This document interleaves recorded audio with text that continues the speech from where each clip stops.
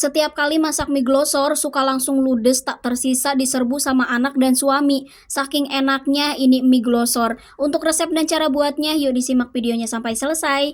Pertama-tama untuk bumbunya, haluskan 5 siung bawang putih, 3 butir kemiri, dan merica bubuk ya. Kalau misalkan ada merica utuh, boleh pakai merica utuh. Lalu dihaluskan bumbunya sampai halus. Nah, kalau misalkan udah halus, kurang lebih seperti ini, kita panaskan dulu minyak ya.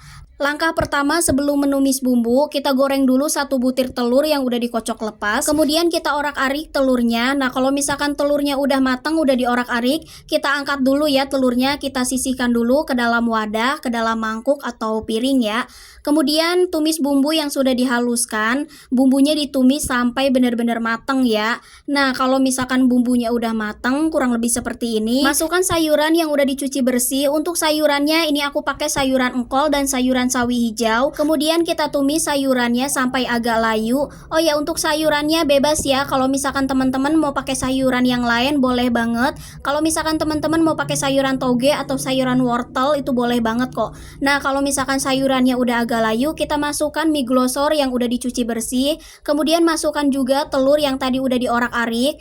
Kemudian kita aduk-aduk ya agar tercampur merata si bumbunya. Nah, kalau misalkan udah tercampur merata, kurang lebih seperti ini, kita tambahkan kecap manis. Untuk penambahan kecap manisnya ini disesuaikan aja ya sama banyak sedikitnya mie yang dipakai. Kemudian tambahkan saus sambal 1 sendok makan, garam 1 sendok teh, dan kaldu bubuk 1 sendok teh.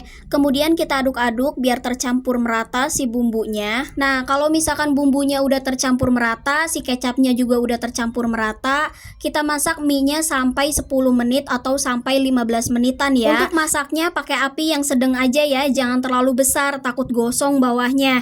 Nah, kalau misalkan udah mateng, ini kurang lebih seperti ini ya teksturnya. Kalau udah mateng, ini jangan lupa koreksi rasa. Kalau misalkan rasanya masih ada yang kurang, boleh ditambahin lagi ya seasoningnya. Kalau udah pas rasanya, udah oke banget, matikan aja kompornya. Lalu kita sajikan mie glosornya yang udah mateng ke dalam piring atau dalam wadah. Mudah banget kan cara buatnya? Selain mudah, cara buatnya ini tuh enak banget.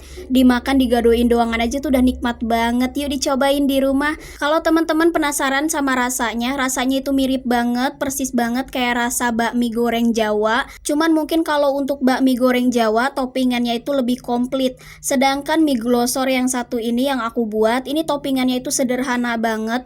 Meskipun sederhana toppingnya, tapi ini tuh enak banget. Yuk diriku resepnya, selamat mencoba. Semoga berhasil ya masak-masaknya. Terima kasih juga ya yang udah nonton video aku sampai akhir. Semoga resep masakan aku kali ini dapat menginspirasi teman-teman di rumah. Assalamualaikum.